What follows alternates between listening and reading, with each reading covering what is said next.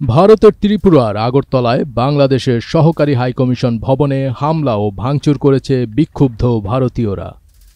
এ ঘটনা গভীরভাবে ক্ষুব্ধ করেছে বাংলাদেশ সরকারকে।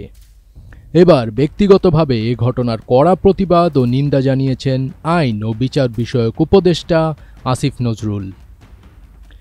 গতকাল সোমবার রাতে আসিফ নজরুল তার ভেরিফাইড ফেসবুক অ্যাকাউন্টে কড়া প্রতিবাদ জানিয়ে একটি পোস্ট করেন। প্রতিবাদের পাশাপাশি তিনি ভারতের সঙ্গে সমমর্যাদা ও সমানাধিকার ভিত্তিক বন্ধুত্ব বাংলাদেশ চায় বলে জানিয়েছেন। আসিফ নজরুল লিখেছেন, আজ ভারতের আগরতলায় বাংলাদেশের সহকারী হাইকমিশন তছনছ করা হয়েছে। বাংলাদেশের পতাকায় অগ্নিসংযোগ করা হয়েছে। হিন্দু সংঘর্ষ সমিতি নামে একটি সংগঠনের সদস্যরা এই ন্যাক্কারজনক ঘটনা ঘটিয়েছে। প্রশ্ন করি, এই ঘটনা মুসলিম সংঘর্ষ সমিতি নামের কোনো সংগঠন বাংলাদেশে করলে কেমন আক্রমণাত্মক প্রচারণায় মেতে উঠত ভারত?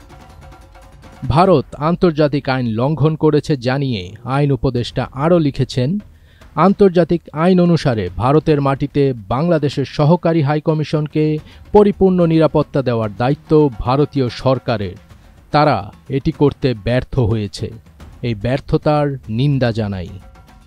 পশ্চিমবঙ্গের মুখ্যমন্ত্রী মমতা বন্দ্যোপাধ্যায়ের মন্তব্যেরও প্রতিবাদ জানিয়ে তিনি লিখেছেন, নিন্দা জানাই পশ্চিমবঙ্গের মুখ্যমন্ত্রী মমতা বন্দ্যোপাধ্যায়ের মন্তব্যের। ভারতের বিভিন্ন অঞ্চলের সংখ্যালঘু ও দলিত সম্প্রদায়ের ওপর যা ঘটে, এর জন্য বরং উল্টো ভারতের এবং মমতার লজ্জিত হওয়া উচিত। এরপর আসিফ নজরুল লিখেছেন, ভারতকে বলি, আমরা সমমর্যাদা আর সমানাধিকার ভিত্তিক বন্ধুত্বে বিশ্বাসী। শেখ হাসিনার সরকার বিনা ভোটে ক্ষমতায় থাকার লোভে ভারত তোষণ নীতিতে বিশ্বাসী ছিল। তবে ভারতকে বুঝতে হবে, এটা শেখ হাসিনার বাংলাদেশ নয়। এই বাংলাদেশ স্বাধীন, সার্বভৌম ও আত্মমর্যাদাশীল। এই বাংলাদেশ নির্ভীক একটি তরুণ সম্প্রদায়ের। ফজবির তাজ, এটিএন বাংলা।